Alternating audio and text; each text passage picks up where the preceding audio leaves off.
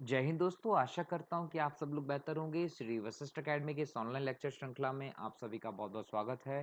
दोस्तों, आज के इस लेक्चर में आगे के कुछ इम्पोर्टेंट करंट अफेयर से रिलेटेड टॉपिक्स को डिस्कस करूँगा। सबसे पहले बात करेंगे बसवराज मुंबई के बारे में। जब बसवराज मुंबई की बात आती है दोस्तों, तो याद रखेंगे कि ये हाल ही में कर्नाटक के नए सीएम बने हैं। कर्नाटक के पूर्व सीएम येदियुरप्पा के इस्तीफे के बाद इन्होंने मुख्यमंत्री पद की शपथ ली है। यदि बात करें मुंबई के, तो दोस्तों इन्होंने 2008 से 2013 के बीच में कर्नाटक के जल संसाधन मंत्री के रूप में और जुलाई 2019 से कर्नाटक के गृह मंत्री के तौर पर ये कार्य कर रहे थे। और कर्नाटक के हवेरी जिले के शिंगांव से 3 बार ये विधायक रह चुके हैं। इनकी उम्र जो है वो 61 साल है और इनके पिता जो हैं वो कर्नाटक के पूर्व मुख्यमंत्री और पूर्व केंद्रीय मंत्री एस.आर. बोम्मई थे। यदि इनके पुराने बैकग्राउंड की यदि हम बात करते हैं, तो मुंबई जो है वो राजनीति में आने से पहले मैकेनिकल इंजीनियर थे। इन्होंने पूना में टाटा कंपनी के साथ अपने इंजीनियरिंग करियर की शुरुआत की थी। यदि इसमें से रिलेटेड कोई प्रश्न आता है तो आप याद रखिएगा और अपने नोट्स जो हैं कॉन्स्टिट्यूशन के या करंट अफेयर में उनको अपडेट करिएगा। अगले स्लाइड में अगले मुद्दे को देखते हैं, जिसमें इम्पोर्टेंट है बांस औद्योगिक पार्क। दोस्तों, बांस औद्योगिक पार्क जो है, यदि हम इसकी बात करते हैं तो याद रखना है कि बांस औद्योगिक पार्क जो है वो असम के मुख्यमंत्री हिमंत बिस्वा शर्मा ने दीमा हसाओ जिले में मंडेर सीसा में इसकी आधारशिला रखी है। तो बांस औद्योगिक पार्क की आधारशिला कहाँ रखी गई है? असम के दीमा हसाओ जिले के मंडेर सीसा में। ये एक इम्पॉर्टेंट कदम रहा है असम सरकार का दोस्तों। यदि हम देखा जाए तो बांस पार्क जो है वो इस क्षेत्र की इकोनॉमी को एक इम्पॉर्टेंट बूस्ट, महत्वपूर्ण योगदान दे सकता है। इसके द्वारा कहीं न कहीं यहाँ के स्थानीय युवाओं को रोजगार के व्यापक अवसर मिल सकते हैं और रोजगार मिलने के चलते उनके जीवन स्तर में सुधार हो सकता है। देखा गया है कि इस क्षेत्र में जो भी बांस का उत्पादन होता है, वो अब तक केवल पेपर मिलों को निर्यात किया जाता था। यहाँ से बांस का उत्पादन करके पेपर बनाने के लिए अन्य पेपर मिलों को बांस भेज दिया जाता था। लेकिन इस पार्क के बनने के बाद इस जो बांस है, इसके द्वारा बांस उद्योग को बढ़ावा दिया जाएगा। बांस उद्योग के लिए टाइल्स और अगरबत्ती आदि के उत्पादन में जो संलग्न होने की बात होगी, वो यहाँ पर स्थापित की जा सकते हैं। इन सभी के उद्योग खोलने के रास्ते खुल जाएंगे, जिससे स्थानीय लोग जो होंगे उन्हें आर्थिक लाभ प्राप्त होगा। मतलब अभी तक जो बांस था इस जिले का, वो दूसरी जगह पर भेज दिया जाता था। उसको दूसरी जगह पर भेजने के स्थान पर यहीं पर स्थानीय स्तर पर ही उसके द्वारा इंडस्ट्रीज को ओपन करके लोगों को आर्थिक लाभ पहुंचाने की योजना है। यदि हम भारत की बांस स्थिति की बात करें दोस्तों, तो याद रखिएगा कि दुनिया के बांस संसाधनों का लगभग 30% हिस्सा भारत में मौजूद है। लेकिन भारत जो है इसमें अपनी बांस की क्षमता जो है इसका केवल 10% हिस्से का ही प्रयोग कर पाता, उत्पादन कर पाता है। और विश्व के जो बांस बाजार है उसमें भारत का योगदान केवल 4% रह जाता है। तो इसकी बढ़ाने की ज़रूरत है। जब हमारे पास इतने बड़े पैमाने पर बांस के संसाधन मौजूद हैं, तो निसंदेह हमें हमारी उत्पादन क्षमता को बढ़ाना चाहिए और वैश्विक स्तर पर जो बांस का बाजार है उसमें हमारे प्रतिशत को भी बढ़ाना चाहिए। यदि हम असम की बात करें दोस्तों, तो याद रखिएगा कि असम में जो बांस है वो भारत में प्राकृतिक और घरेलू बांस के प्रमुख स्रोत है। और असम में जो बांस है वो केवल आर्थिक रूप से ही नहीं, बल्कि सांस्कृतिक और सामाजिक रूप से भी ये वहाँ का एक अभिन्न हिस्सा रहा है। असम में देखा जाए तो लगभग 51 प्रजातियां बांस की उगाई जाती हैं और यदि इनका उचित तरीके से उपयोग कर लिया जाए तो स्थानीय स्तर पर बेहतर रोजगार के और राजस्व के अवसर उत्पन्न किए जा सकते हैं। तो इतनी क्षमता रखता है यहाँ पर बांस उद्योग। तो इस क्षेत्र में असम के मुख्यमंत्री का एक सराहनीय कदम है, जिसको निस्संदेह सराहना की जानी चाहिए। अगली स्लाइड में अगला मुद्दा देखते हैं दोस्तों, जो करंट अफेयर में छाया रहा। अगला मुद्दा रहा बृहस्पति का गैनीमेड उपग्रह या गैनीमेड चंद्रमा। दोस्तों, हाल ही में हबल टेलीस्कोप जो अंतरिक्ष में स्थापित है 800 किलोमीटर के आसपास, उससे जो डेटा मिला उसका विश्लेषण जब शोधकर्ताओं ने किया तो उन्होंने पाया कि जो बृहस्पति का गैनीमेड चंद्रमा है उसके वातावरण में जलवाष्प मौजूद है। मतलब जलवाष्प के सबूत मिले हैं। यहाँ अगर गैनीमेड की बात करें तो याद रखना कि बृहस्पति जो है वो सौरमंडल का ऐसा ग्रह है जिसके दूसरे सबसे ज्यादा उपग्रह हैं। मतलब यदि सबसे ज़्यादा उपग्रह बात करते हैं तो याद रखिएगा शनि के हैं, शनि के 82 से भी ज़्यादा उपग्रह हैं। वहीं जो बृहस्पति उसके 75 से ज़्यादा उपग्रह हैं, तो यहाँ पर शनि के बाद बृहस्पति दूसरे नंबर पर आता है उपग्रह की दृष्टि से। लेकिन जो बृहस्पति का उपग्रह गैनीमेड है दोस्तों, जिसके बारे में हम बात कर रहे हैं, ये गैनीमेड सौरमंडल का सबसे बड़ा उपग्रह है। तो गैनीमेड बृहस्पति का ही सबसे बड़ा उपग्रह नहीं है, साथ ही साथ गैनीमेड पूरे सौरमंडल का भी सबसे बड़ा उपग्रह माना गया है। और हबल टेलीस्कोप से जो डेटा मिला है उसके बाद शोधकर्ताओं का कहना है कि गैनीमेड के वातावरण में हमें जलवाष्प के सबूत मिले हैं। इसका मतलब कि ये हमारे लिए एक बहुत अच्छी खबर है। इसके पहले भी कई सारे शोध इसके संदर्भ में किए गए थे, तो वहां पर पाया गया था कि पृथ्वी की तुलना में गैनीमेड पर पानी की मात्रा ज्यादा है। लेकिन ये जो पानी है यहाँ के ठंडे टेम्परेचर के चलते, मतलब यहाँ जो -100 डिग्री से -180 डिग्री सेल्सियस तक तापमान होता है, उसके कारण पानी जो है वो सतह पर ठोस हो चुका है, मतलब जम जाता है। लेकिन शोधकर्ताओं का ये भी मानना है कि गैनीमेड के जो महासागर होंगे उनकी गहराई में हम जाते हैं, तो गहराई में जाने के क्रम में लगभग 160 किलोमीटर नीचे पानी जो है वो तरल फॉर्म में भी मिल सकता है। मतलब कि गैनीमेड पर जल की मौजूदगी के साक्ष्य हैं, अर्थात यहाँ पर जीवन और रहने योग्य ग्रह की खोज जो है वो हमारी खत्म हो सकती है। जहाँ एक तरफ सभी के सभी जो देश हैं वो मंगल को अपने एक ऑप्शन के तौर पर देख रहे हैं, मंगल को अपना शोध का सबसे महत्वपूर्ण ग्रह मान रहे हैं, जीवन की खोज यहाँ पर देखी जा रही है, उस समय में गैनीमेड पर ये सभी साक्ष्य मिलना हमारे लिए निश्चित थी राहत भरी खबर हो सकती है, वैज्ञानिकों के लिए शोध का विषय हो सकता है। इसके पहले दोस्तों यदि बात करते हैं तो 1998 में जो हबल टेलीस्कोप है उससे कहीं ना कहीं गैनीमेड की पराबैंगनी तस्वीरें ली गई थी।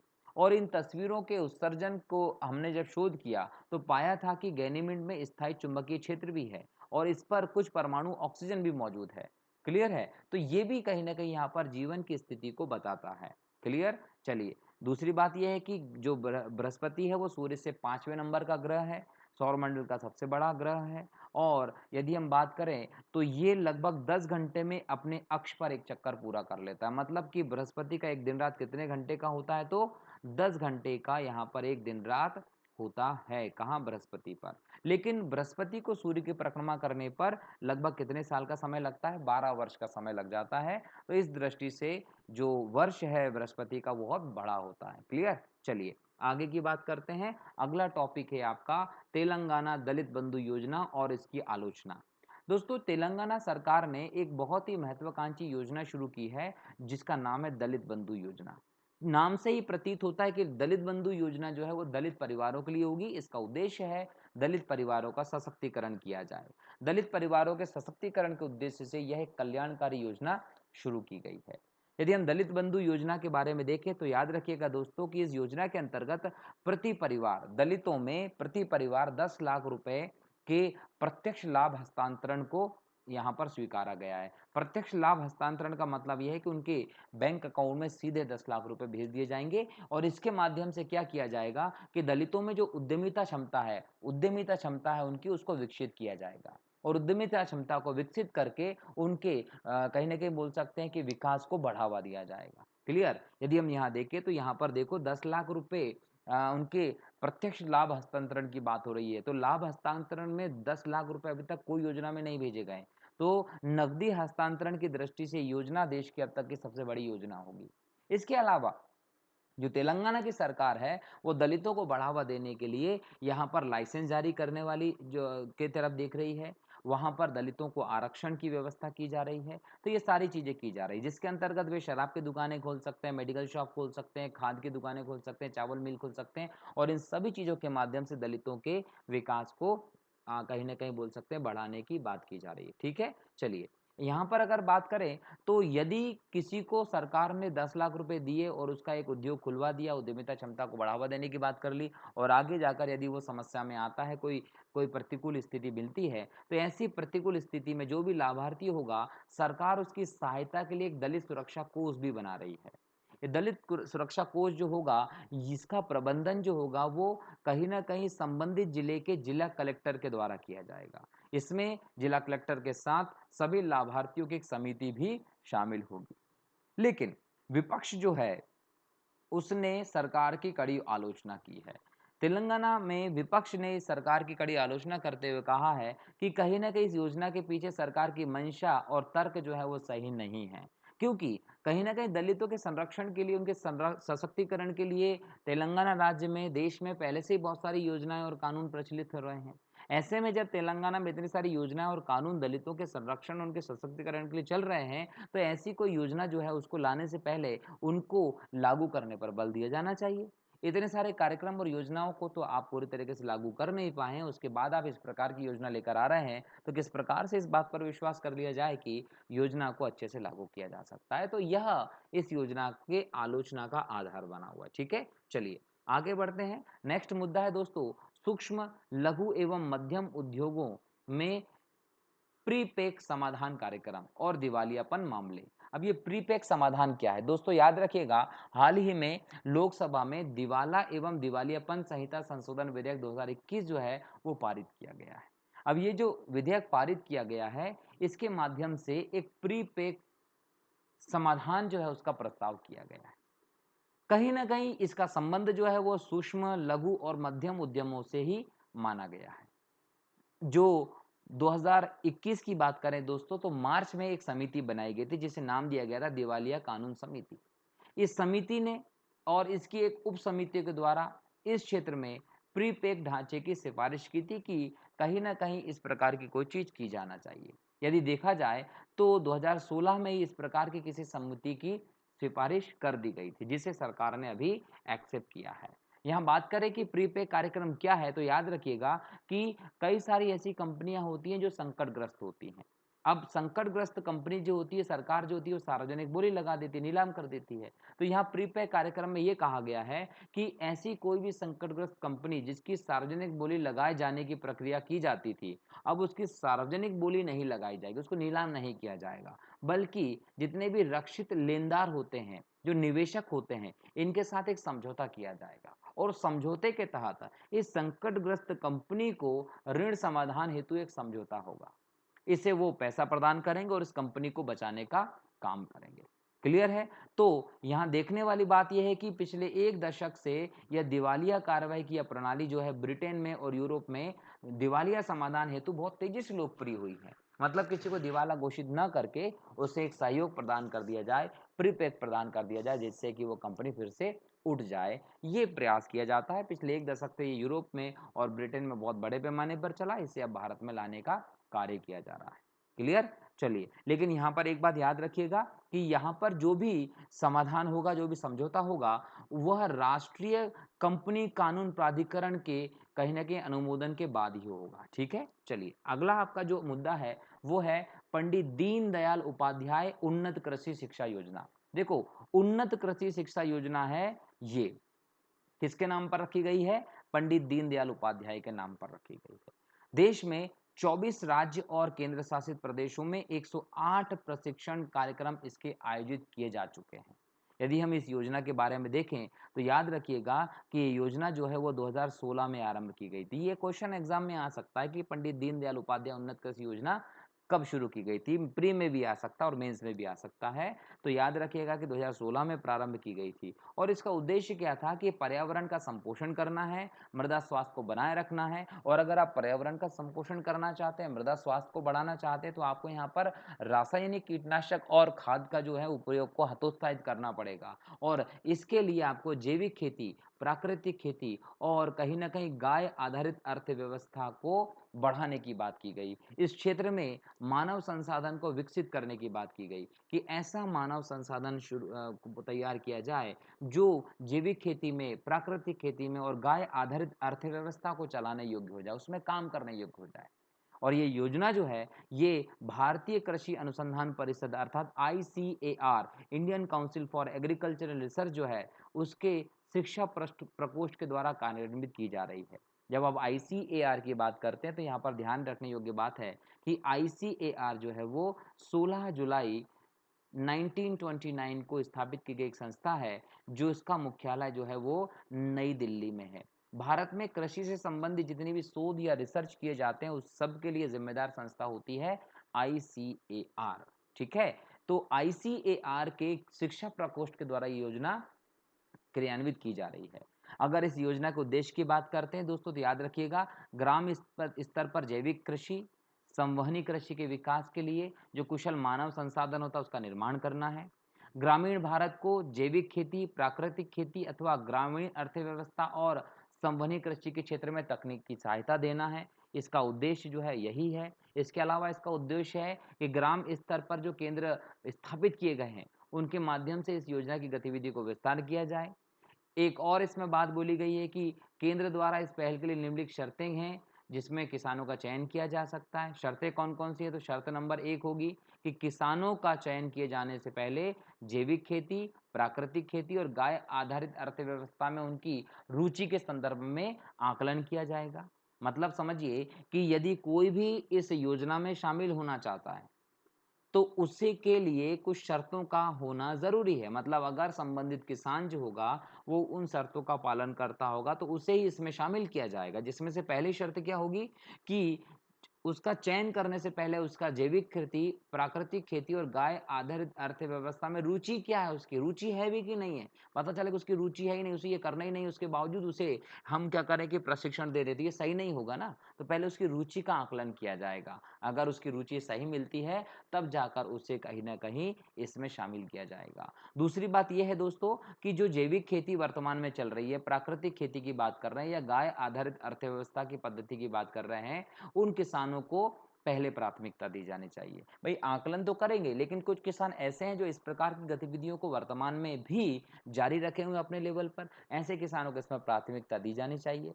इसके अलावा ये है कि जितने भी समुदायों के किसान हैं, सभी को उचित प्रतिनिधित्व दिया जाना चाहिए, भले वो एसटी, एससी, ओबीसी किसी भी स्टेट के कहीं के भी हों, सबको उचित कहीं न कहीं प्रतिनिधित्व दिया जाना चाहिए।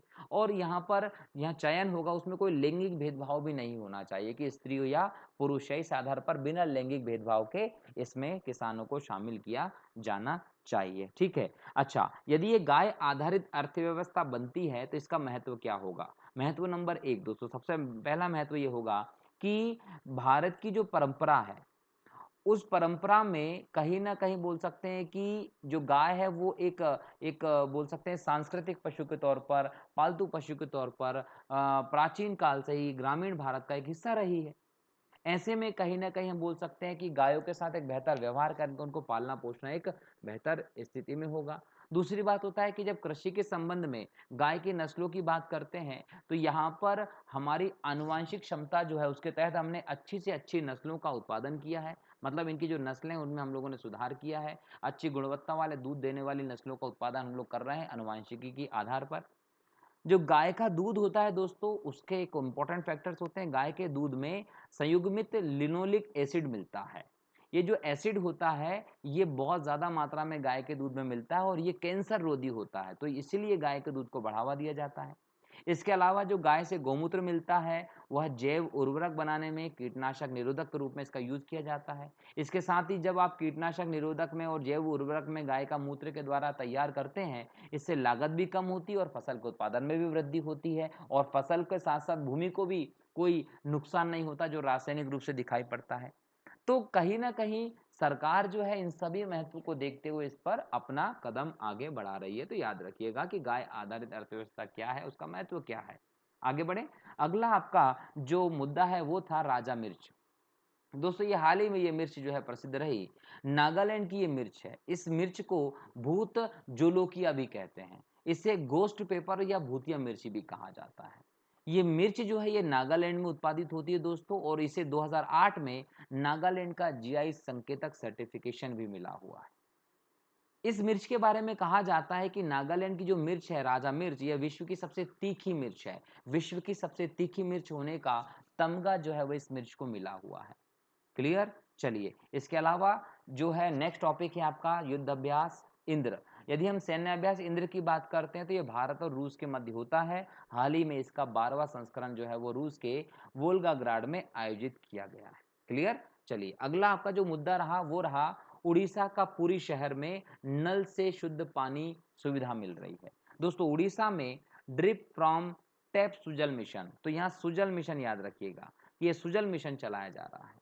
जिसके तहत उड़ीसा का पुरी जो है वो भारत का पहला ऐसा शहर घोषित किया गया है जिसे नल से शुद्ध पीने का पानी मिल रहा है। मतलब यह है कि आपको नल से डायरेक्ट पानी निकाल के पी लेना है। अभी तक आप क्या करते थे कि यदि नल में कोई पानी आता था तो आप उसे इस्तेमाल करने से पहले फ़िल्टर करते थे या उबालते थे। यहाँ पर आपको ना उबालने की ज़रूरत है, ना फ़िल्टर करने की ज़रूरत है। उड़ीसा के पुरी में जो जो सुजल मिशन शुरू किया गया है, उसके माध्यम से ये सुविधा कर दी है कि आपको नल से ही पीने योग्य शुद्ध पानी मिलेगा। तो यहाँ एक इम्पोर्टेंट योजना रही, जो पानी 24 घंटे उपलब्ध करवाया जाएगा। अब इस योजना का लाभ क्या है? तो दोस्तों सरकार का ये कदम जो है वो दूरगामी परिणाम देने वाला है, जिसमें शहर में 3 करोड़ प्लास्टिक की पानी की बोतल का उपयोग समाप्त हो जाएगा। मतलब देखो, जहाँ हम सिंगल यूज़ प्लास्टिक को रोकने के लिए एक बड़ा कदम उठाने की बात कर रहे थे, वहाँ पूरी शहर में 3 करोड़ प्लास्टिक की पानी की बोतलों का उपयोग समाप्त हो जाएगा। मतलब सोचिए कि लगभग 400 टन प्लास्टिक के कचरे से शहर मुक्त होगा। ये एक बहुत बड़ा कदम देखा जा रहा है किसका? उड़ीसा सरकार का। क्लियर? अब जब बात करते हैं आप सुजल मिशन की, तो याद रखिएगा कि जो सुजल मिशन है वो पिछले साल मतलब 2020 में स्टार्ट किया गया था 13 अक्टूबर को। और इसका उद्देश्य है कि राज्य के 15 से अधिक शहरों में 15 लाख से भी ज्यादा लोगों को पीने की गुणवत्तापूर्ण पानी उपलब्ध करवाया जाए। और इसके लिए यदि कभी दिक्कत होती है तो एक हेल्पलाइन भी शुरू की गई जो 24 घंटे चलेगी, है ना? याद रखिएगा। तो इस प्रकार से आप कहीं ना कहीं शिकायत भी कर सकते हैं और उड़ीसा के पुरी में पीने का शुद्ध जल देने के मामले में पहला देश का ऐसा शहर बन गया है। ठीक है, तो दोस्तों ये करंट अफेयर के कुछ इंपॉर्टेंट मुद्दों पर डिस्कस किया। कल फिर इसी टाइम पे आपको फिर से नए लेक्चर्स मिलेंगे। तब तक के लिए जय हिंद, जय भारत। देखते रहिए, और वीडियो को पसंद करते हैं तो चैनल को सब्सक्राइब कीजिए, अपने दोस्तों के साथ शेयर कीजिए ताकि ज़्यादा से ज़्यादा लोग इस वीडियो से जुड़ने लगे।